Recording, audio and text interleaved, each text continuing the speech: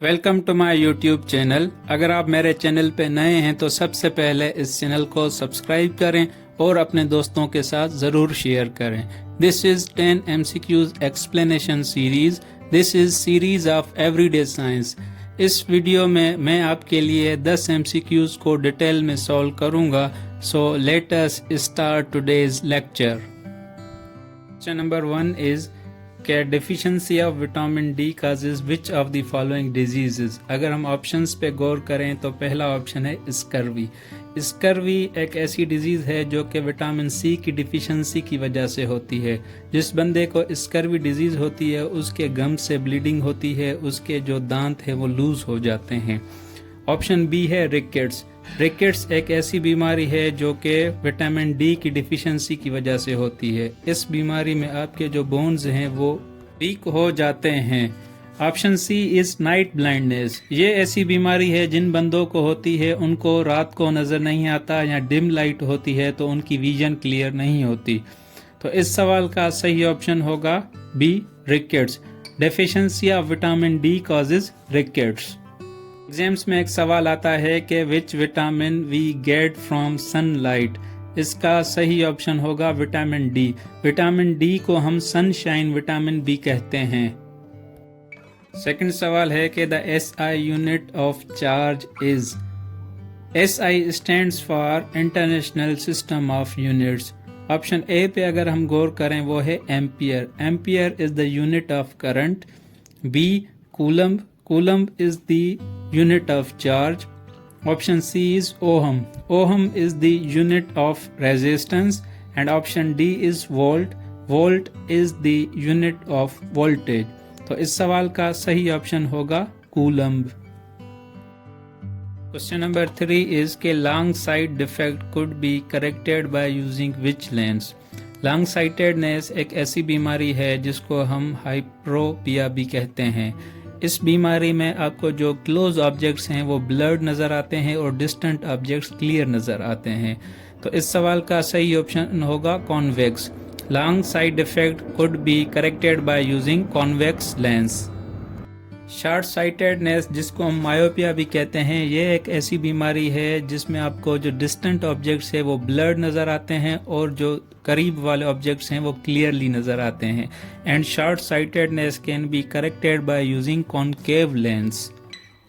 Convex lens का ऐसा type जो कि लाइट रेज को एक स्पेसिफिक पॉइंट पे फोकस करवाता है उसको हम कॉन्वेक्स लेंस कहते हैं। Convex lens is also known as converging lens, whereas जो कॉनकेव लेंस है वो डाइवर्जिंग लेंस है जो लाइट रेज को डाइवर्ज करवाता है। क्वेश्चन नंबर 4 इज के deficiency of vitamin A causes. Question number 1 में मैंने आपको डिटेल में समझाया, तो इस सवाल का सही ऑप्शन होगा night blindness. Vitamin A causes night blindness. Question number 5 is के life span of RBC. RBC stands for red blood cells. Basically there are 3 types of blood cells: red blood cells, white blood cells and platelets. Red blood cells carry oxygen from lungs to main parts of the body. ये जो RBCs होते हैं इनकी life होती है 110 दिन से 120 दिन तक। और जो WBCs जिसको हम white blood cells कहते हैं ये आपके इम्यून सिस्टम को स्ट्रांग बनाते हैं। इम्यून सिस्टम नेचुरली आपके बॉडी का एक डिफेंस सिस्टम होता है जो कि इन्फेक्शन या डिजीज से लड़ता है। और WBCs की जो लाइफ होती है वो 13 से 20 दिन तक होती है। इस सवाल का सही ऑप्शन होगा 120 days.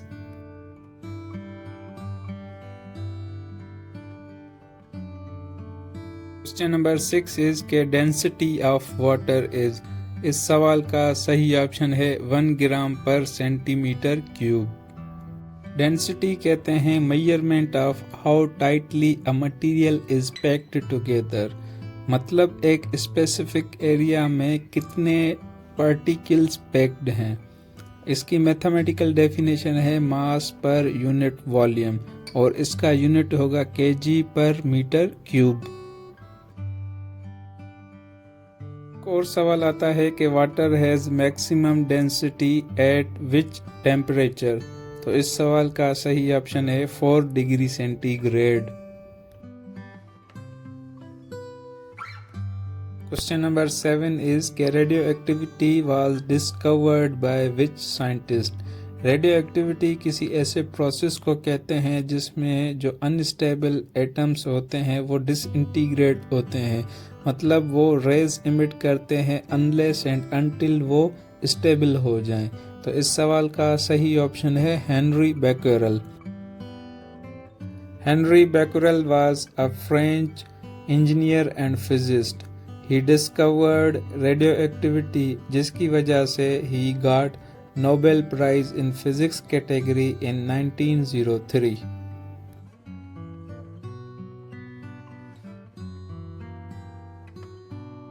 Question number 8 is a device which converts chemical energy into electrical energy is called. इस सवाल का सही ऑप्शन है डी, बैटरी। बैटरी एक ऐसा डिवाइस है जो कि केमिकल एनर्जी को इलेक्ट्रिकल एनर्जी में कन्वर्ट करता है। अगर हम ऑप्शन ए पे गौर करें, वो है मोटर।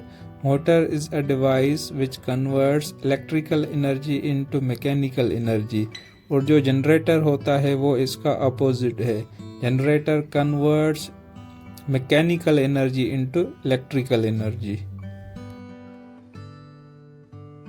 क्वेश्चन नंबर 9 इज कि द सन इज ए। इस सवाल का सही ऑप्शन है a star. The sun is a star.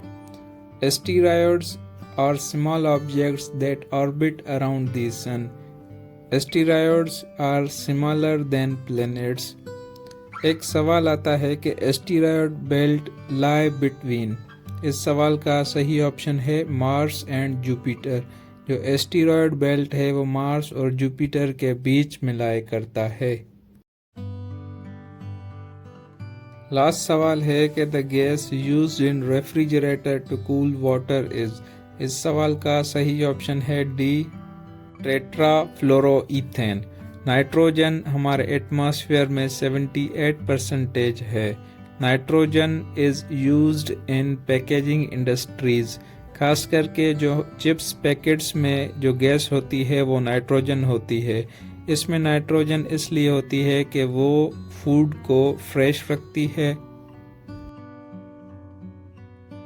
Here is the end of this video.